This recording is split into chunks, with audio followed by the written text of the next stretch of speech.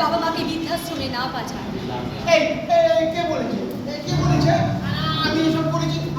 কে বলেছে? আমি বলেছি। তুই?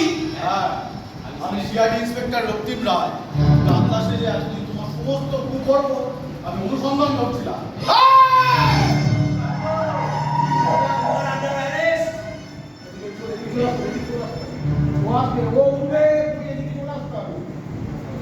তুই এই উচ্চ এদিক থেকে তোলা, এই দিক থেকে